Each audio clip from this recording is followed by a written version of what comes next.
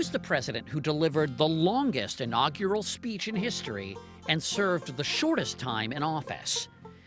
William Henry Harrison may not be first in the hearts of his countrymen, but he's a favorite in presidential trivia contests. He was the only president whose wife, after the White House was born, never made it into the White House.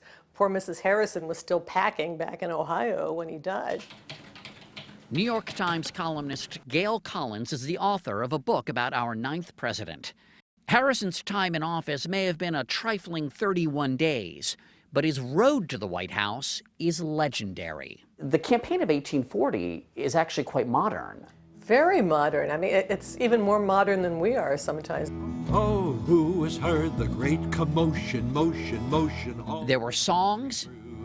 It is the ball a-rolling on for Tippecanoe and Tyler too. Plenty of spin, merchandising, and he had the first campaign slogan, Tippecanoe and Tyler too. Harrison was an Army general, nicknamed the Hero of Tippecanoe after the site of an Indian battle.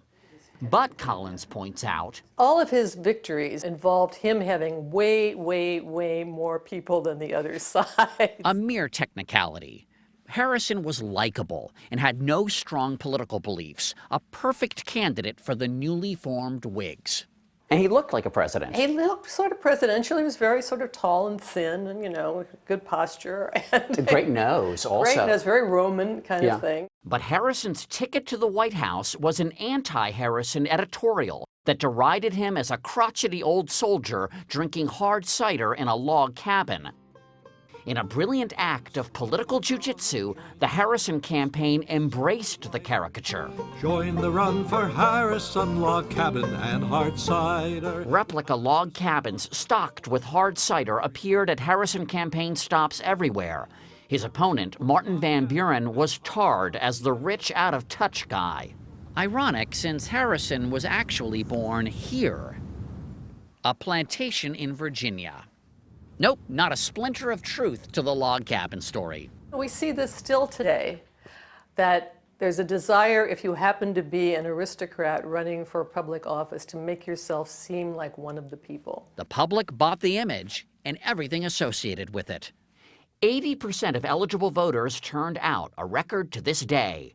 At a time when life expectancy was just 39 and a half years old, William Henry Harrison was sworn in at age 68. It would be like 110 today. Yeah, something amazing. He was very hale and hearty. And to prove it, William Harrison delivered a 2-hour speech on his inauguration day, in the rain, without an overcoat.